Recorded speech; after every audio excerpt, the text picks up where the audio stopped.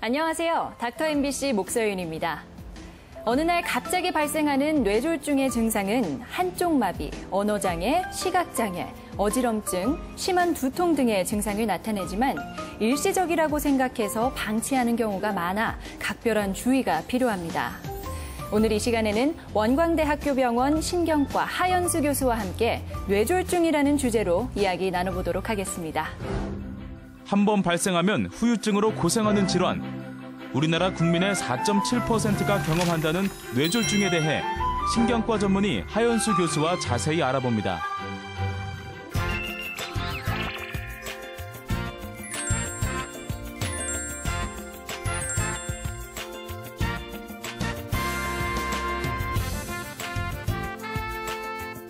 안녕하세요, 교수님. 네, 안녕하세요. 네, 오늘 주제가 뇌졸중인데요. 뇌경색, 또 뇌출혈 이런 단어들이 같이 떠오르는데 뇌졸중은 어떤 질환인가요?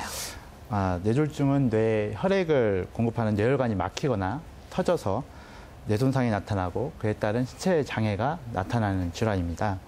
뇌졸중은 크게 뇌혈관이 막히는 뇌경색과 뇌혈관이 터져서 나타나는 뇌출혈로 구분할 수가 있습니다. 우리나라는 1980년대까지는 뇌출혈 환자가 뇌경색 환자에 비해 더 많이 발생하였으나 현재는 뇌경색 환자가 뇌출혈 환자에 비해서 더 많이 발생하고 있습니다. 그렇군요. 그럼 뇌졸중은 어떤 증상을 보이나요? 대표적으로 잘못 알려진 상식은 손발이 저리거나 시리다, 뒷목이 당기거나 뻐근하다, 눈꺼풀이 떨린다, 손이 떨린다 등입니다. 이런 증상은 뇌졸중과 거리가 먼 말초 신경질환이나 근육질환인 경우가 많습니다. 일상에서 환자들이 주로 호소하는 증상은 물론 뇌손상 부위에 따라 조금 다를 수 있는데요. 편측마비, 언어장애, 시각장애, 어지럼증, 보행장애, 심한 두통 등입니다. 이런 증상이 없다가 갑자기 나타나는 경우 뇌졸중을 의심해야 합니다. 예를 들어 한쪽 팔다리가 마비되거나 감각이 이상하다, 말을 할 때 발음이 분명하지 않거나 말이 잘 안 된다. 혹은 문법에 맞지 않는 엉뚱한 소리를 하거나 상대의 말을 제대로 못하는 경우, 갑자기 한쪽 눈이 안 보이거나 사물이 두 개로 보이는 경우, 갑자기 벼락치는 심한 두통이 느끼는 경우가 나타나기도 합니다. 이러한 증상은 수분에서 수십 분 지속되거나 저절로 사라지는 경우가 있는데 이런 경우를 일괄성 뇌허혈이라고 합니다. 이 일괄성 뇌허혈은 뇌졸중의 한 종류로 뇌 일부에 일시적으로 혈액 공급이 중단되고 나타나게 되는데요. 24시간 이내에 아무런 일 없이 호전이 되는 경우가 주된 특징입니다. 하지만 증상이 없어졌다고 무시할 경우에는 큰 화를 초래할 수 있습니다. 시간 내에 치료가 이루어지지 않으면 약 10%에서 일주일 내에 뇌경색으로 진행할 수 있습니다. 네, 이렇게 말씀하신 것처럼 증상이 나타났다가 사라진다고 해서 무시할 수 없을 것 같은데요. 네. 뇌졸중의 위험 요인에는 어떤 것들이 있나요? 네. 뇌졸중 위험 요인은 나이, 성별에 따라서 약간 차이가 날 수 있지만 대체적으로는 일반적인 성인병 원인과 비슷합니다. 대표적 위험 요인으로 고혈압, 당뇨병, 고지혈증, 흡연, 목동맥의 동맥경화증, 심방세동, 심장질환 등을 들 수 있습니다. 이 중 가장 흔하고 위험한 요인은 단연 고혈압입니다. 네. 또한 흡연은 동맥의 혈전을 형성시키고 동맥경화를 촉진시키는 중요한 위험 요인입니다. 금연을 했다 하더라도 금연한 지 5년이 지나야 금연 효과를 얻을 수 있으니 이 점 참고하시기 바랍니다. 네, 그럼 뇌졸중이 발생할 수 있는 확률이 더 높은 사람이 있을 것 같은데 어떤 분들에게 더 많이 발생하나요? 네. 뇌졸중은 보통 60세 이상의 고령자에게 많이 나타나지만 고혈압이나 당뇨와 같은 뇌졸중의 위험인자를 많이 가지고 있으면 60세 이전의 젊은 나이에도 뇌졸중이 발생할 수 있습니다. 네. 더구나 식생활의 서구와 스트레스로 인한 음주, 흡연의 증가로 30, 40대 뇌졸중이 증가하고 있습니다. 심방세동과 같은 부정맥이나 심장 질환을 가지고 있는 환자의 경우에도 뇌졸중 발생 위험이 증가합니다. 심방세동은 맥박이 불규칙하게 뛰는 부정맥의 한 종류로 뇌졸중 발생 위험을 증가시키는 질환으로 심장에서 발생하는 뇌졸중의 원인 중에 가장 큰 비중을 차지합니다.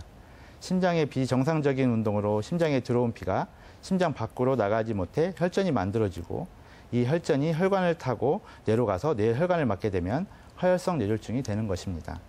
통계에 따르면 심장질환 환자는 정상인들과 비교했을 때 뇌졸중의 발생 위험이 약 17배까지 높아질 수 있다고 합니다. 따라서 뇌졸중 예방을 위해서는 이러한 위험률을 꾸준히 관리하고 조기 증상이 발생한 경우에 바로 뇌졸중을 치료할 수 있는 병원의 응급센터로 가야 합니다. 네. 앞서 여러 가지 증상을 말씀해 주셨는데 이렇게 갑작스럽게 뇌졸중 의심 증상이 나타나면 어떻게 하는 게 올바를까요? 네.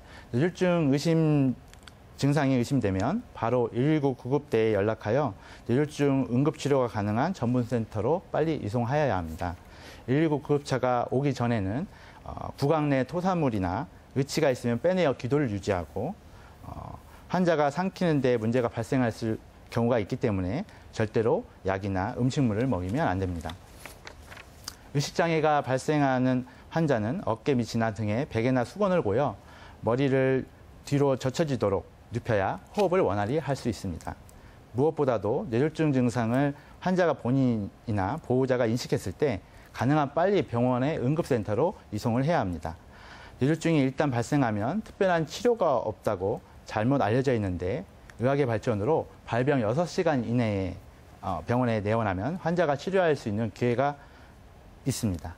그럼 발병 6시간 이내에 병원에 도착해야 치료를 할 수 있는 결정적인 기회가 주어지는 건데 어떤 치료를 받게 되나요?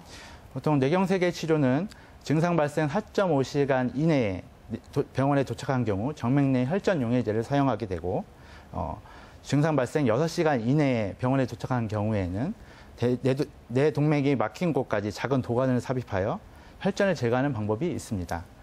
증상 발생 6시간 이후에는 병원에 도착한 경우에는 급성기 합병증 발생을 막기 위해 보존적 치료를 시행하고 원인을 찾는 검사를 시행하며 항혈소판제, 항응고제 등 뇌졸중의 재발을 막는 약물 치료를 시행합니다. 뇌출혈의 치료는 일반적으로 고혈압에 의해 발생하는 경우가 많은 만큼 고혈압약을 사용하여 혈압 관리하는 것을 주 치료로 합니다. 다만 그 원인이 뇌동맥에 의한 뇌출혈인 경우 이를 제거하기 위해서 시술이나 수술을 하기도 합니다. 그 외 뇌출혈의 양과 증상의 정도에 따라서 수술적 치료를 고려하기도 합니다. 네, 그러면 평소에 뇌졸중을 예방하려면 어떻게 하는 게 좋은지 좀 부탁드릴게요. 네, 뇌졸중이 발생이 없는 경우 평소 혈압을 자주 측정하고 고혈압으로 진단되면 치료를 빨리 시작해야 합니다. 매년 1회 이상 정기적으로 목동맥에 동맥경화증에 있는지 유무를 확인하고 혈액 검사를 실시하여 당뇨병, 고지혈증, 동맥경화가 있는지 확인하는 것입니다. 일단 이상이 발견되면 전문의와 상의하시고 반드시 금연하고 과음을 피하고 과체중이 되지 않도록 평소 운동 관리에 힘쓰며 심방세동과 같은 심장질환이 확인되는 경우 심장질환이 있는가를 확인하는 것이 무엇보다도 중요합니다. 한 번 이상 뇌졸중 발생했거나 검사에서 뇌졸중 흔적이 있는 경우에는 정기적으로 치료를 받고 약물 복용을 게을리해서는 안 됩니다. 뇌졸중 치료 후 완전히 증상이 회복된다 하더라도 만약 약물은 평생 복용해야 합니다. 만일 뇌졸중 증상이 있으면 응급실로 바로 오시고 고혈압이나 당뇨병이 있으면 의사 처방에 따라 조절해야 합니다.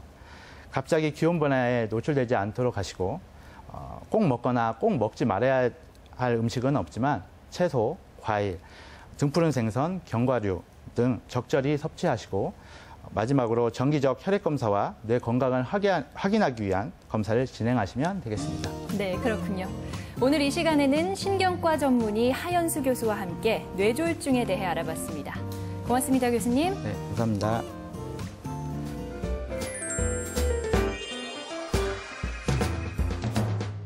통증이 만성화될 때까지 병원을 잘 찾지 않는 질환 중 하나가 목 관련 질환들입니다. 그렇다 보니 적절한 치료 시기를 놓치기도 하는데요. 오늘 이 시간에는 목 디스크와 함께 관련된 몇 가지 질환들을 남원 튼튼통증의학과 기형곤 원장과 함께 알아보도록 하겠습니다. 만성화된 통증으로 일상생활에 큰 불편을 주는 목 관련 질환. 통증의학과 전문의 기형곤 원장과 함께 목 디스크와 거북목 증후군에 대해 이야기합니다.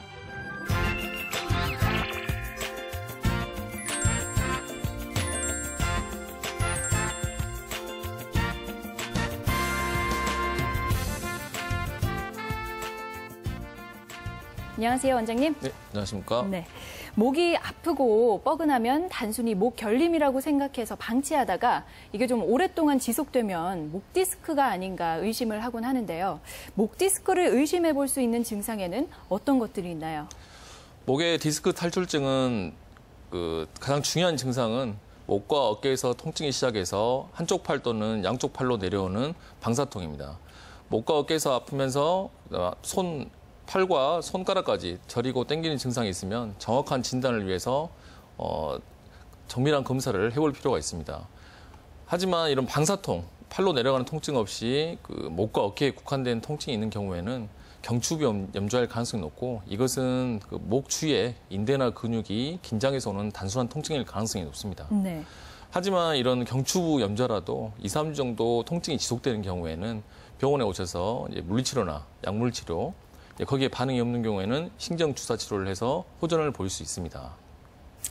그런데요, 이 목 관련해서 흔히 듣는 질환 중 하나가 또 거북목 증후군인데요. 이 거북목 증후군은 어떤 질환인가요? 거북목 증후군이라는 것은 오랫동안 잘못된 자세를 유지하면서 목의 정상적인 곡선이 변형해서 일자목이 되고 또 심해지면은 목의 목뼈가 앞으로 휘어져 나오는 것을 말하고 네. 목 디스크와 관절에 크나큰 이상을 초래할 수 있습니다. 그림을 보시면 목뼈의 정상적인 곡선은 C자형인데요. 잘못된 자세나 습관을 오래 유지하다 보면 일자목이 되고 더 심해지고 교정이나 치료를 하지 않으면 목뼈 사진이 역시자형인 거북목이 됩니다. 가장 큰 이유는 직업이나 어떤 생활 습관, 그런 자세에 기인된 건데요. 네. 이 그림을 보시면 컴퓨터를 오래 하다 보면은 본인도 모르게 목이 앞으로 삐져나오고 그렇게 하다 보면은 이제 이런 자세를 계속 유지하다 보면은 목 통증뿐만 아니라 어깨 통증, 그리고 손저림, 어지럼증, 두통 등이 생길 수 있고 이런 증상들이 호전과 악화를 반복하게 되고 이제 만성화 되어버리면은 이런 통증들이 몸에 여러 군데를 돌아다니면서 환자를 괴롭히게 됩니다. 네. 치료 방법으로는 근육이 뭉치지 않게 스트레칭이나 본인에 적합한 운동을 전문가와 상의해서 하셔야 되고 가장 중요한 것은 이 환자 스스로가 이 질환에 대해서 인식을 하고 예방을 하려는 노력이 가장 중요하겠습니다. 네. 그러면은 통증을 느낄 때 이게 거북목 증후군 때문인지 아니면 목 디스크 때문인지 구별할 수 있는 자가진단법이나 증상 구별법이 있다면 어떤 게 있을까요? 일단은 목 디스크냐 아니면 거북목 증후군이냐 아니면 회전근개에 관련된 그런 어깨 질환이냐 이것을 구별하는 것은 의사들 또한 쉽지는 않습니다. 그 이유가 아픈 부위, 병변이 비슷하기 때문입니다. 하지만 어느 정도 적절한 그런 전형적인 그런 증상을 잘 들어보고 네. 또 자가 진단을 하게 되면 어느 정도 구별을 할 수 있습니다. 아까 거북목 증후군은 자세히 제가 설명을 드렸고요. 목 디스크 탈출증에 대해서 설명을 드리자면 네. 전형적인 증상은 아까 말씀드렸다시피 목과 어깨에서 척위에 통증이 오다가 이제 한쪽 팔이나 양쪽 팔로 저리거나 당기거나 쑤시는 그런 증상인 방사통이 가장 전형적인 증상입니다. 하지만 이제 어깨 질환은 보통 팔을 올리거나 아니면 옷을 입고 벗을 때 아니면 밤에 잘 때 아픈 쪽으로 대고 잘 때 그때 어깨 통증을 유발하는 특징이 있습니다. 네.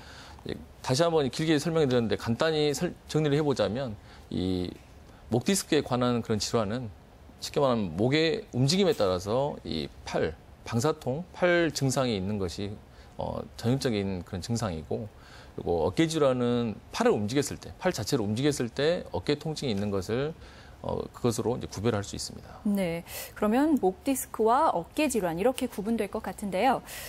환자들 입장에서는 수술적인 치료보다는 수술을 하지 않는 쪽이 훨씬 더 좋을 거라고 생각되는데 비수술적인 치료는 어떻게 이루어지나요? 일단 수술을 할 건지 비수술적 치료로 가능한가 이것을 알 수 있는 방법은 전문가와 결국엔 상의를 해서 네. 이제 정확한 진단과 또 정밀한 검사를 통해서 알 수 있는데요. 일단은 비수술적 치료 이것으로 가능한 것은 경증의 디스크 질환인 경우에 병원에서 흔히 하는 그 물리치료나 약물치료, 인대 강화 주사 같은 치료를 할 수 있겠고요. 이 치료에 호전이 없는 경우, 그리고 중등도 이상의 디스크 질환이 있는 경우에는 경추, 경막의 신경차단술이나 수액 성형술 같은 그런 고난도의 시술을 해볼 필요가 있습니다. 네. 그림을 보시면 이것은 이제 그 경추 경막의 신경차단술인데요.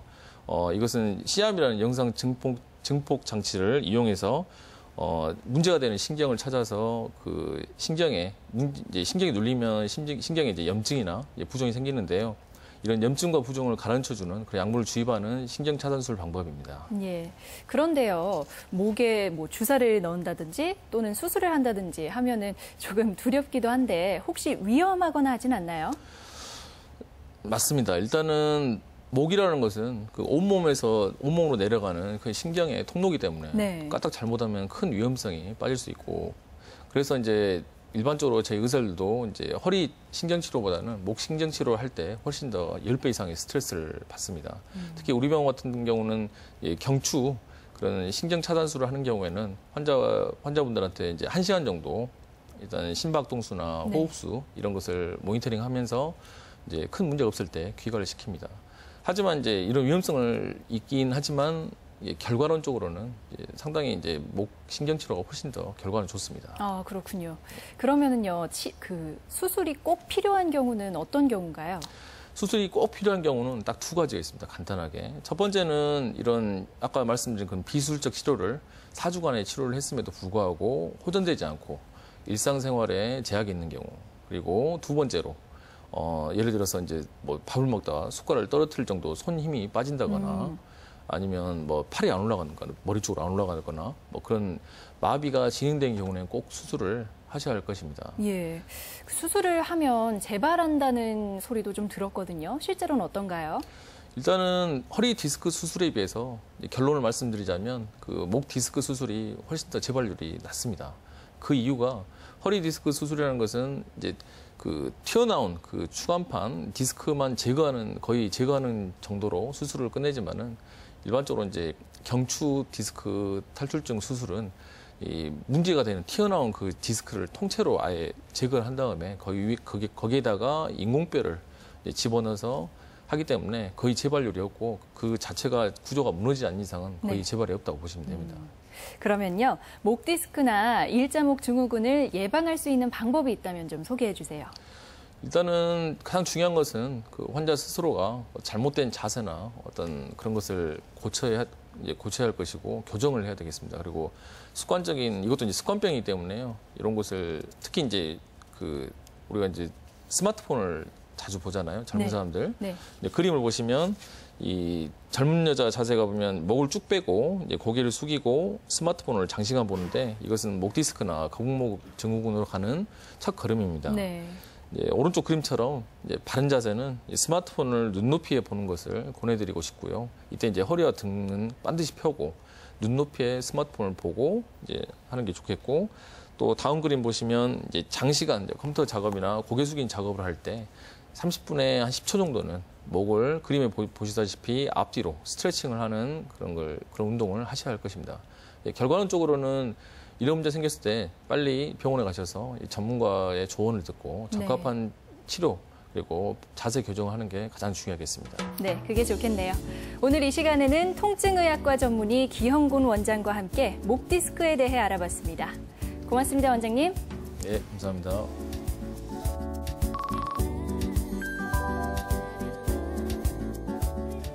요즘 휴대전화를 손에서 놓지 못하는 분들이 많으시죠. 최근 대한통증학회 조사에 따르면 목 통증 환자 중 약 20%가 하루 평균 3시간 이상 휴대전화와 같은 스마트 기기를 사용하고 54%는 휴대전화를 사용하면서 목을 움직이거나 스트레칭을 하지 않는 것으로 나타났습니다. 휴대전화를 사용하면서 고개를 15도 정도만 기울여도 약 12kg 정도의 무게가 목뼈에 가해져서 여러 질환을 불러일으킨다고 하는데요. 휴대전화를 사용할 때는 눈높이로 들어 올리거나 수시로 스트레칭을 해주는 것이 목 건강을 지키는 데 도움이 된다고 합니다.